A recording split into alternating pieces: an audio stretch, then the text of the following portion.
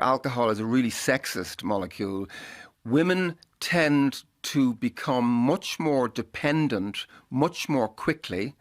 It's called telescoping of the experience. So the trajectory from a tentative experimental consumption of alcohol, for example, in a girl in her late teens, to being an addicted, dependent, alcoholic woman in her late 20s, early 30s, it tends to be much more telescoped and foreshortened than in the adult male, who may not be overtly alcoholic till their mid to late 30s. That's called telescoping. Similarly, when a woman drinks, let's say a woman drinks half a bottle of wine in the sunshine at a barbecue or a wedding. Which around now, weather's getting better. Which will be absolutely routine. Yep. Absolute routine.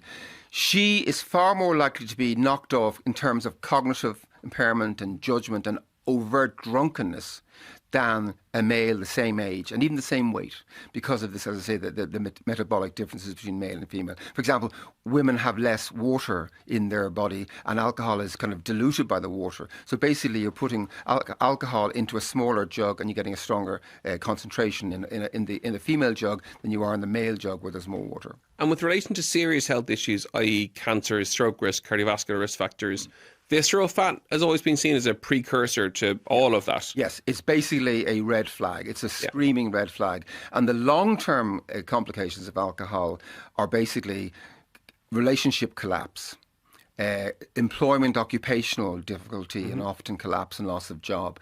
Ultimately, if you go down that particular algorithm, homelessness. Yep. You know, so one of the commonest causes. That's kind of the societal impact of it. Psychosocial. Yeah. And let's not forget that, one of the commonest causes of homelessness on our streets is alcohol and other drugs. Mm-hmm. Then you have the liver. And if you speak to any of the liver specialists, the hepatologists in our teaching hospitals, they'll say to you that there has been an extraordinary surge of alcohol consumption among young women in Ireland over the last 20 to 30 years. And unfortunately, that's been matched with a surge in the number of liver transplants that young women are queuing up for. And young women are needing liver transplants at a much earlier age in the transplant units, for example, in St. Vincent's, than they are amongst the young men. Then you have the cancers. You have a sort of turbocharging of the risk for breast cancer in women, as well as colonic or esophageal or liver cancer. They're also turbocharge the risks for those cancers. Again, the gut, where the alcohol, there's exposure to the alcohol before it's broken down. And then, of course, you have all the other complications, for example, of having had an accident. You may end up permanently, traumatically brain injured. You may end up with a nasty injury to your ankle, your knee, your back, your spine. And then you have the circulatory or the cardiac issues. And the number one thing to be aware of, I suppose, is when you drink alcohol, your blood pressure tends to shoot up. So if you keep drinking alcohol... Does it really? I never knew that. Okay. Yeah. If you keep drinking alcohol, your blood pressure will begin to surge. And during drinking or just... During drinking and then gradually without drinking. So alcohol... The reduction of alcohol intake is really important in terms of managing blood pressure. And, you'll often say, the doctor's tried everything, he's tried this, he's tried that. And you'll say, well, have you stopped the drinking, and that will not have been mentioned. Can I ask you, on that note then, with regards to lifestyle modification advice coming from the medical profession, where my outsider view of that is that it's changing, that we're starting, and we see that in Clonakilty. I have GPs who refer on to me. We have a wellness centre there for lifestyle modification for clients. We have farmers coming into us with really high visceral fats and all blood pressure. So they're referring on to us now as part of the solution to making things better. Across the board, are we seeing more lifestyle recommendations coming from GPs, from consultants, from doctors across the board? I think very much so. Yeah. The only problem is that I often remark that it's incredibly remarkable to me. Somebody who has been going into schools and professional groups for 3 decades to talk vividly and to show vivid pictures about the impact of all the drink and the drugs. The amount of education on alcohol and drug complications has soared since the early 90s in these islands. Mm-hmm. But so has the consumption of drugs and to some extent alcohol. So education is not just about information. Agreed, yeah. You have the information, you have to have the processing of the information, which we call education, and then ultimately what you're looking for is wisdom, which is manifest in terms of lifestyle changes and real understanding of why, geez, I'm going to have to really, really cut back on my alcohol because the blood pressure is driving me mad. I'm getting palpitation, for example. My heart keeps, I keep getting, palpitation and fluttering. When I take the glass of red wine, you have what's called, holiday heart, which is where you get an irregularity periodically. Holiday heart. Again, it's a French thing where you can get irregularities of the heart rhythm. The French were very aware of this. Somebody had been drinking lots of claret over the weekend and they got this irregularity of the heart. The French knew to just let it go, and over a few days it would just settle down if it's undercooked. If you abstained. In the UK and Ireland, we tended to do something about it, like administer drugs and even sort of cardiovert with electricity.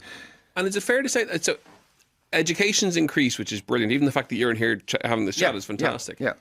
The increase in the usage with regards to, say, drugs is that life, the stress, the pressure, the always-on aspect of life, how that has evolved since the 90s and the 2000s and whatever. That's gone up. That's evolved. I actually think this takes us to the most important issue when it comes to alcohol and drugs, which is the pursuit of happiness.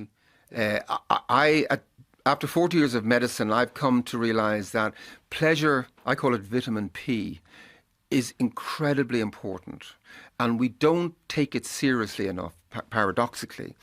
We go, we think that 2 bottles of wine and getting that getting feed of pints and getting stuck into a big, deep pan pizza and nice big juicy bag of chips from Lennox's or whatever, it will do it for us.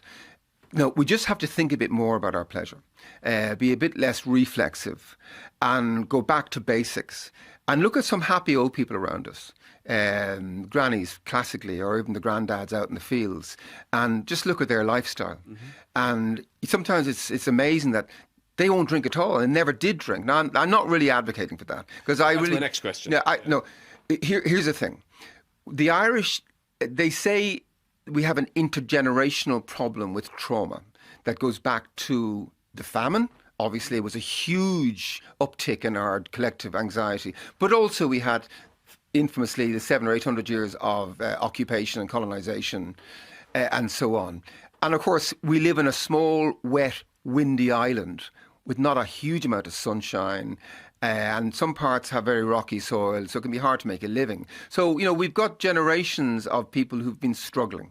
We had mass forced emigration, economic difficulties, and of course, above all, psychosocial difficulties involving mass emigration. If you think about the misery associated with villages depopulating in the west of Ireland, and even in the 1950s, our population dipped from about 8 million in the 1840s to about 2.8 million in the 50s. Now, that fundamentally represents a failure of people to make a living, a failure of people to have enough to put on the table, and an obligation to emigrate, leaving the elderly and the infirm and the feeble behind.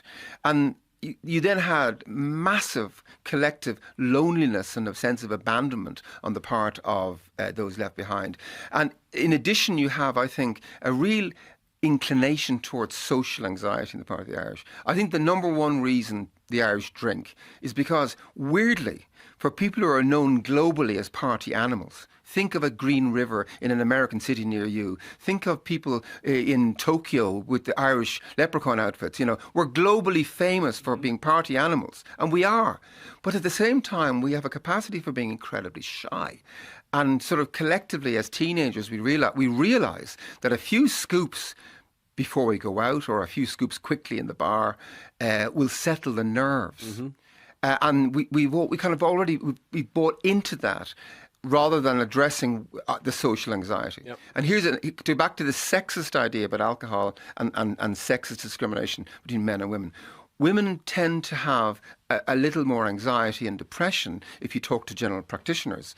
And that's another reason why they may drink privately, wine o'clock. They may have a few glasses of wine. Midweek wine is never good, yeah. Yeah, because or late at night. And you'll hear women, I've seen it described in the media, where it's me time.